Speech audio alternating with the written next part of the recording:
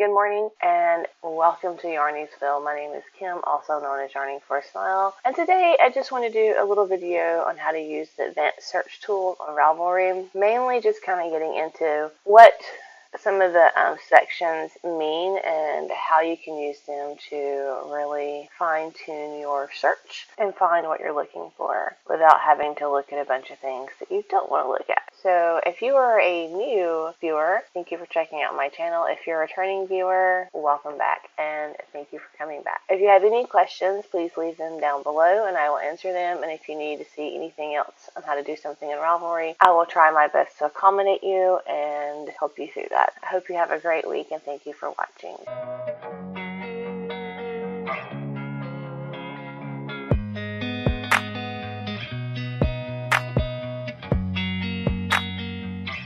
We're going to look at how to do pattern search in Ravelry. Besides the notebook features of projects, queue, and stash in library, this is probably my only other reason that I use Ravelry. And you come to this Patterns tab. Typing something in this box, unfortunately, is not going to get you what you need. You can type something in, but you're still going to have to go into the Advanced Search Tools. So say you're looking for a shawl. If you just type in a shawl there, you're going to get over 100 and 2,000 projects to look at. Honing into these sidebar is what's going to get your search narrowed down. So when I come to this page and I type patterns, I don't even use the search bar at all. I just immediately click Advanced Search. And then I immediately start using the searches that I want. Because I had to get a new Google account because of my YouTube channel, I have not set this up yet. So we're going to go ahead and set this up. If you can see, these little boxes have these little 6 dots to the left-hand side, and these are slidable. So what I like to do is move all my favorite ways to narrow a search to the top. So the first thing I'm going to put is the weight of the yarn that I'm looking for, then the category, then the age size, and I'm going to bring up the craft and do it over the category, and then I want to bring up my notebook, and now I want to pull up the availability on the top. So the only thing I really don't use is this fiber selection. Only other thing I would use would be Yardage. So I'm just going to click here and it's going to drop it in right there on top. While we have this tab open, it also has a bunch of different other search features that you can utilize, and once you click on them, they're going to pop on that sidebar. So keywords, a certain gauge. You can even search by a designer's country, and a lot of these things are already on the side of your advanced searches that you already have running down here if there's any of these that you think you're going to utilize regularly. So now let's go over these little things. Yardage. So say you have a skein of yarn that is 463 yards and you want to find something to make with it and you want to use almost the entire skein. You would click this custom size, and then if you want to use almost the entire thing, it's 463 yards. You don't want to go over that. So you're going to put that at the very end, but you want to at least use almost all of it. So you can do like 440. That way it'll give you a buffer in case you don't need to gauge, and it's going to drop it down to 63,000 patterns. But from there, you can decide if you want to make something knitting or crochet. We're going to do something knitting. And this is a fingering weight yarn, by the way. So we're going to click on fingering weight, and we want to make a shawl. So we're going to click accessories, because your category is going to be what category or area of the body or type of thing that you're making. So clothing is going to be all your clothing except that you wear, as far as t-shirts, sweaters, jackets, bolos, you know, all that stuff there. Accessories are going to be shawls under neck and torso, ponchos, scarves, wrap. You have hat, your feet, which are going to be your socks, and your legs, and your boot warmers, bags, like handbags. Home is going to be all your blankets and your containers and your decorative items. All of your stuffies are going to be considered a toy, and then pets, anything for a pet. Component, you know, there's some extra little things there. I never really look at that one. When you're doing searches, if you're making clothing, it's really helpful to go down into age or size and click what size person you are making this for. Obviously, you don't want to spend the time trying to make adult sweater and you keep seeing thousands of baby sweaters. So you can just click adult and it'll only show you adult items. And that's with any kind of sweater or sock. Once you click one of these, so you have a separate bar that pops up here. And this will pop up on any of these. And you can click this and you can actually exclude certain items, add certain items, or you can do both,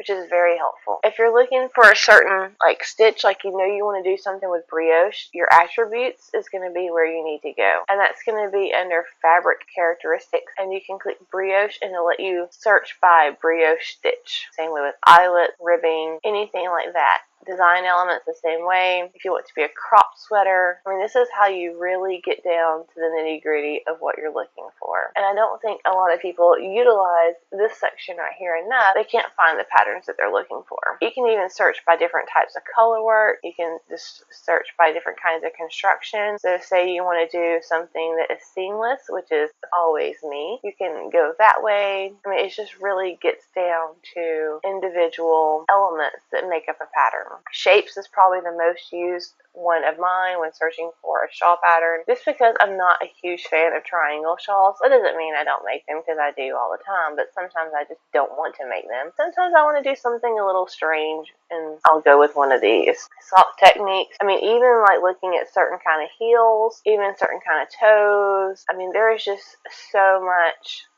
There's even patterns written specifically for 2 at a time socks. You know, there's just so much you can actually go through and really narrow down your search. Colors used, I mainly use on shawls. If I was a sweater maker, I'd probably use it. But sometimes I buy like a yarn pack and I have like 4 or 5 colors that really go out, and I really want to use those together. And it will let me click on that if I didn't have all this other stuff up here. Speaking of which, if you have a bunch of stuff up here and you want to clear, all you have to do is hit clear search and it takes it all away. If I don't want to spend money on a new pattern, I can just search with patterns that I already own by searching from in my library or in my queue. You can also go down and search from if you want to find a free pattern or a Ravelry download. Again, there's in my library, and it will also show you patterns that you can no longer find on Ravelry. And this is something that I think a lot of people are coming across because of the thing that happened a while back, 2019, 2020. A lot of people left Ravelry, and a lot of designers pulled their patterns from Ravelry. And I do see a lot of time in the Facebook groups that I'm in